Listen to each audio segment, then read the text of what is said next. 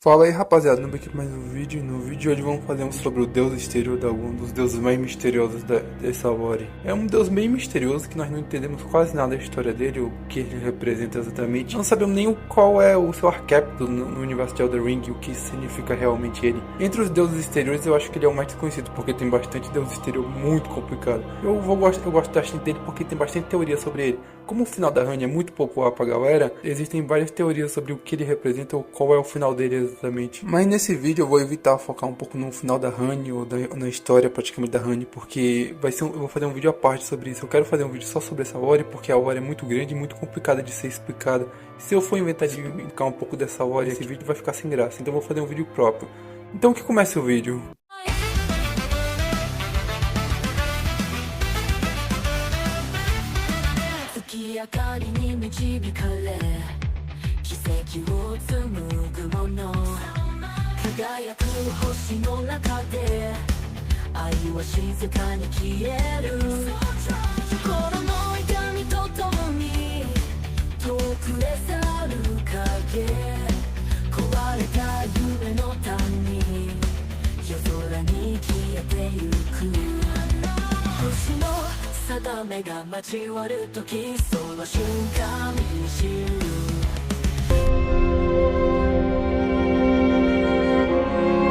Como o deus exterior da luz chegou às terras intermédias? Existem muitas teorias de como ele tenha sido atraído. Talvez ele tenha sido atraído que nem o deus exterior da chama frenética, por algum sentimento à parte. Mas as teorias mais apontam que talvez seja através da corrente Cordon. A corrente Cordon é uma energia do espaço praticamente. É igual o Crisol. O Crisol é uma energia da vida.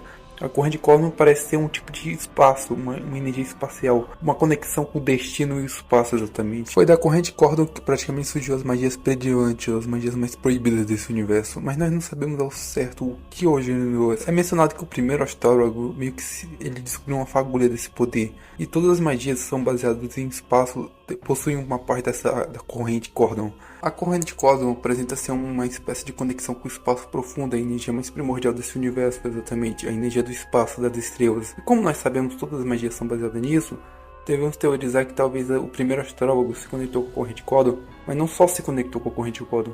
A corrente Cordon é energia pura, literalmente energia do espaço, e no espaço tem o quê?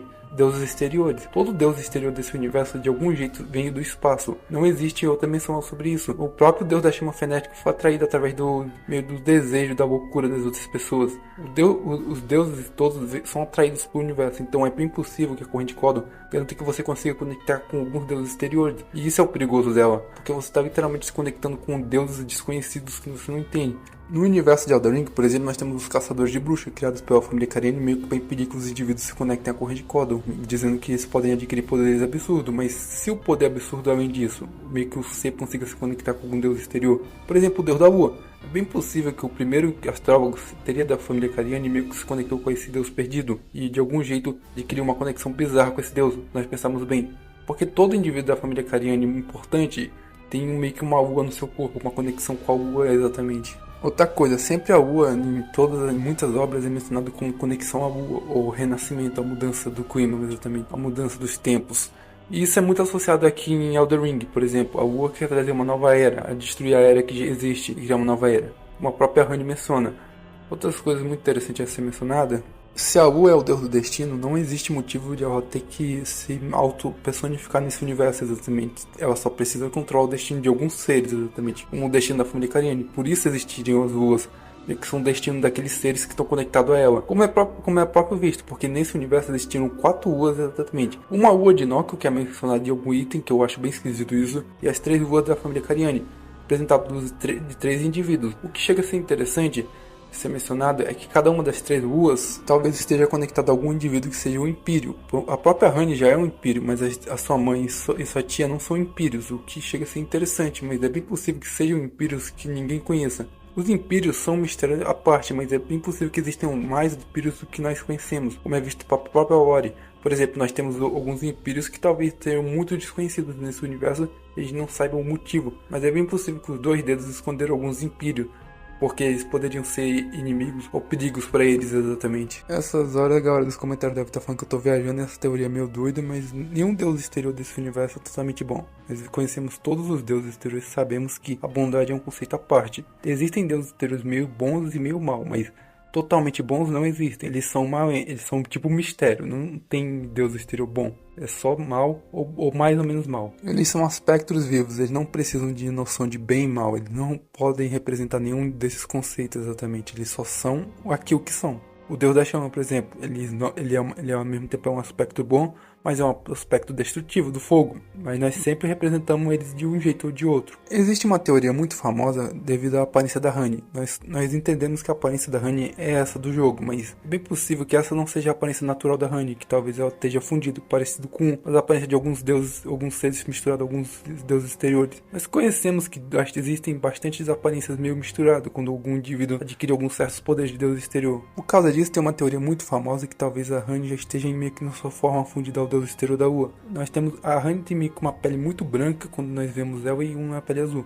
A galera conclui que é porque é um espírito, mas a própria forma de morrer não tem isso. Quando nós vimos o Miquela na DLC, essa teoria foi meio reforçada, porque o Miquela tem aquela forma dourada. Mas sempre quando ele volta na sua forma normal, ele representa o corpo. A Honey sempre quando ela volta na sua forma normal, é meio que parece uma lua, representando sempre a lua, aquele azul, aquele branco, aquela pele pálida. Aqueles 4 braços também não fazem tanto sentido, e ela também tem aquele rosto que é meio que uma forma espiritual, como se fosse uma segunda parte dela. Muita gente acha que é talvez da Noite das Facas Negras, meio que a alma dela se fundiu à alma do irmão, mas foi o contrário, aconteceu alguma coisa além disso. É bem possível que esse segundo rosto representa a lua, representando a segunda parte da lua, a parte negra da lua. A lua ao mesmo tempo é um item espiritual e um item material exatamente, foi sempre representado isso como uma fonte espiritual e uma fonte material. Em muitas lendas e muitos folclores, a lua é representada desse jeito. Ao mesmo tempo é um ser espiritual, ao mesmo tempo é um ser mortal.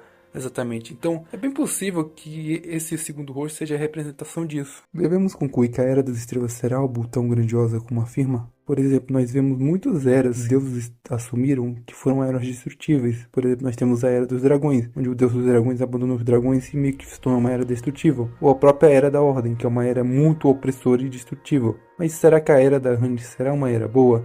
Nós não sabemos ao certo, porque o deus da lua propõe liberdade a todos e é contra outros deuses. Mas será que isso é verdade? Por exemplo, nós temos muitos deuses exteriores que são muito diferentes, mas cada um representa seu conceito, destrutivo ou não. A lua nunca representa um conceito totalmente destrutivo, como se estivesse escondendo algo, por exemplo, nas sombras. Todos os deuses exteriores possuem aquele aspecto destrutivo e demonstram ele de um jeito ou de outro, mas a lua sempre se permanece, sempre olhando, observando, mas nunca mostrando suas verdadeiras intenções, seus verdadeiros aspectos. Eu acredito que seja assim talvez um deus maligno em certos pontos, mas não um deus totalmente má.